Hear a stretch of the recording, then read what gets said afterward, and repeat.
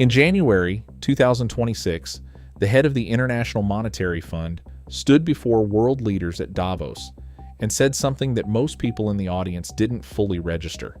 The IMF, she explained, had just cut its translation department from 200 people down to 50. No budget crisis, no scandal, just technology. That woman was Kristalina Georgieva, and she presented this fact not as a tragedy, but as progress. 150 people who had spent their careers mastering languages, navigating nuance, carrying meaning across cultures, replaced by software almost overnight. And here's the thing, the translators saw it coming. They watched it approach for years, and there was nothing they could do about it. This is a story about one of the oldest human professions on Earth, translation, the act of taking meaning from one world and carrying it intact into another, goes back thousands of years. Ancient Egypt had professional translators.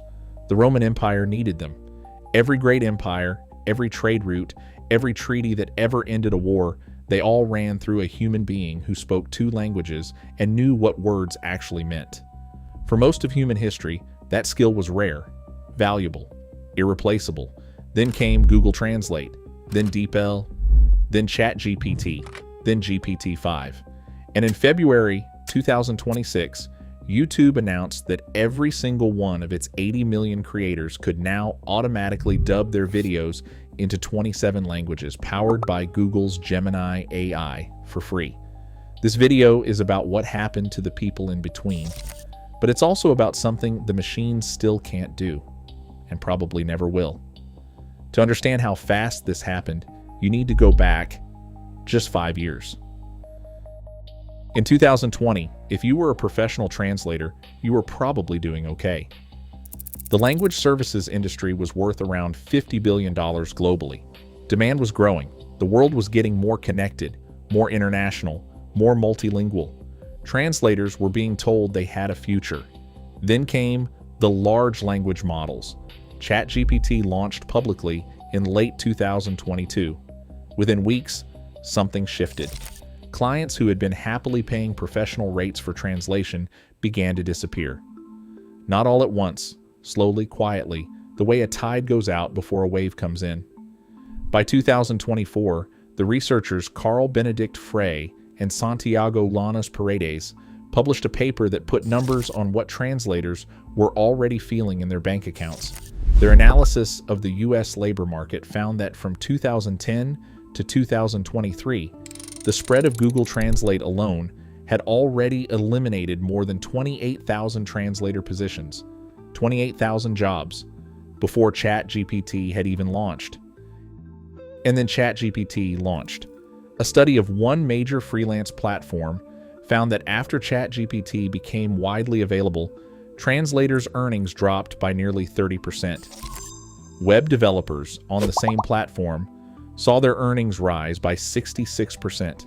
Two professions, same economy, opposite directions. In 2025, journalist Brian Merchant began documenting individual cases. One technical translator with 15 years of experience reported earning just 8,000 euros for the entire year. It was down from a six-figure income years earlier. A French-English translator based in Quebec described a 60% income decline in 2024, with projections pointing toward an 80% drop from peak earnings by the end of 2025. An Italian English translator in Rome reported that work requests had simply stopped for an entire month in June 2025. No emails, no projects, nothing. After years of working 50 to 60 hours a week, the inbox went silent. That silence is the sound of an industry in free fall. But here is what nobody was saying out loud. The AI had not actually gotten dramatically better, not in a single breakthrough moment. What changed was something more subtle, and in some ways, more cruel. Here's the uncomfortable truth about AI translation in 2026. The tools are very good, but they are not perfect. Not even close. Google Translate supports 133 languages. DeepL handles 30, but with remarkable precision for European languages. ChatGPT with GPT-5 can navigate cultural nuance, idiom, and context in ways that would have seemed impossible 3 years ago. In 2026, a benchmark found that across 133 languages, AI translation now achieves 96% accuracy on average. 96%. That sounds extraordinary. And it is, right up until you think about what the remaining 4% actually means. That 4% is a mistranslated contract term that voids a business deal. It is an incorrect medication dosage in a hospital document. It is a reversed safety warning on industrial equipment. It is a legal document that strips someone of their rights because a machine confused two words that look similar in Portuguese. The fundamental problem has not changed. AI translation engines make confident guesses under ambiguity, and those errors hide inside fluent-sounding language. A bad human translation sounds awkward. A bad AI translation often sounds completely normal until it destroys something. And yet, businesses stopped caring. A 2024 survey by the Association of Language Companies found that 82% of language service firms were already using DeepL for their translations. Clients who once paid 12 cents per word for a professional human translator discovered they could pay 2 cents per word for post-editing, where a human translator checks the machine's work rather than doing the translation themselves. That's not a career. That's quality control for software that replaced your career. One English-Portuguese translator documented that post-editing rates had collapsed from 4 euro cents to 2 euro cents per source word. The pay was cut in half for work they described as tedious, thankless, and demoralizing. The machine didn't beat the translator in a fair fight. It undercut them on price, and the market didn't notice the difference, or chose not to. Now let's zoom out, because while the freelance translation market was collapsing, something else was happening, something much bigger and much more visible. On February 4th, 2026, YouTube made an announcement that would have seemed like science fiction 5 years earlier. Auto-dubbing, powered by Google's Gemini AI, was now available to all creators, all 80 million of them. Every video could now be automatically translated and voiced in 27 languages. Not just subtitled, but dubbed, with a generated voice that mimics the creator's pitch, intonation, and emotional energy. YouTube called this feature expressive speech, and the pilot numbers were staggering. Creators who had used the feature during testing saw over 25% of their total watch time come from viewers who did not speak their primary language. Jamie Oliver, the British chef, tripled his views. Mark Robber, the science and engineering creator, added 30 language tracks to his videos with a single click. Think about what that means for a moment. A team of human voice actors and translators who had worked for years on localization were replaced by a button in YouTube Studio, a button that renders within hours, for free. Previously, localizing a YouTube channel into multiple languages required hiring translation agencies, voiceover studios, and synchronization specialists. The costs were prohibitive for anyone outside the largest media companies. The only people who could afford it were networks and studios. Now a single creator in their bedroom in Sao Paulo or Warsaw or Nairobi can reach a Spanish-speaking audience in Mexico City, and the machine handles everything. It's democratization and displacement at the same time, and no one is quite sure which story is bigger. SAG-AFTRA, the union representing voice actors and performers, raised alarms almost immediately. The jobs being automated away weren't just translators, they were voice artists, human beings who had spent decades training their craft. The algorithm didn't negotiate with them, it just launched. But here's where the story gets complicated, because for all the devastation in the freelance translation market, for all the collapsed incomes and silent inboxes, there is a category of translator that AI cannot touch. Not because the machines are not capable enough, but because the law says no. In the United States, the Court Interpreters Act, Title 28 of the United States Code, requires a certified human interpreter in all federal court proceedings involving non-English speakers. That is not a suggestion. That is federal law. In California, becoming a certified court interpreter requires passing both a written examination and a rigorous bilingual interpreting examination. There are 12 officially certified languages in the state. Demand is so high that, as of early 2026, the state's interpreter workforce pilot program, backed by $6.8 million in funding, has a waiting list. Cohort 3 will not open until April 2026. In Ohio, the Supreme Court passed new rules in November 2025, specifically addressing AI in court interpretation.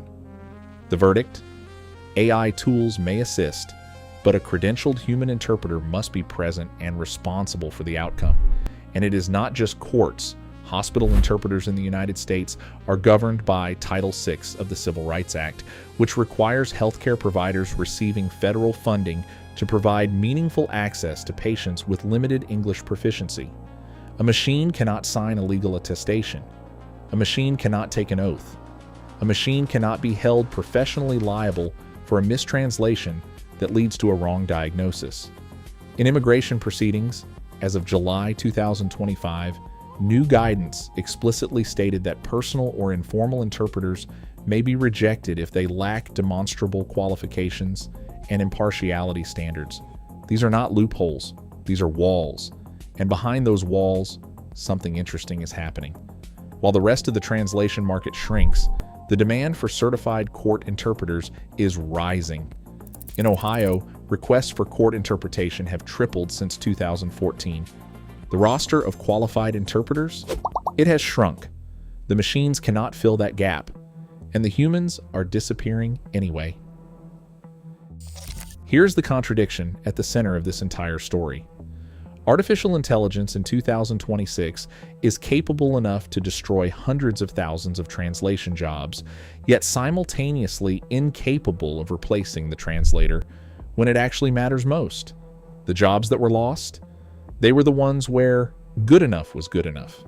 Marketing copy, corporate emails, user manuals, YouTube subtitles, content that moves fast and costs money, and where a slight error rarely kills anyone. The jobs that survived?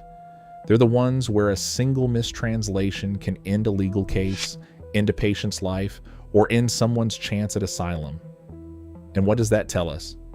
It tells us that society decided, consciously or not, that human precision is a luxury good, something you pay for only when the stakes are high enough. When a courtroom is on the line, when a surgeon needs to know about allergies, when someone's freedom is being decided by words in a language they don't speak.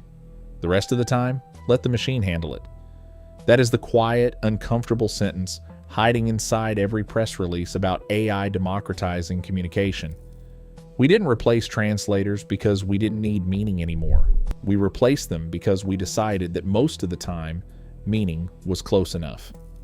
The translation profession is not dead, but it has been transformed into something almost unrecognizable from what it was just 5 years ago.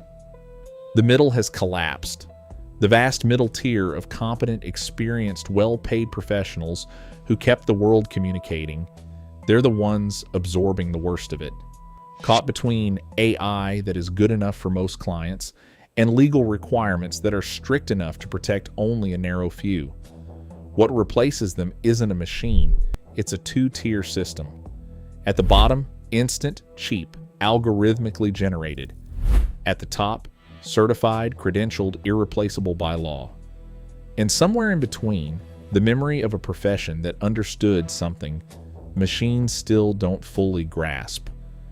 That language isn't just information, it's trust, it's consequence, it's a person on the other side of the words. If this story made you think about your own industry differently, you might want to watch the one that is linked right now. It is about a different profession facing the same question.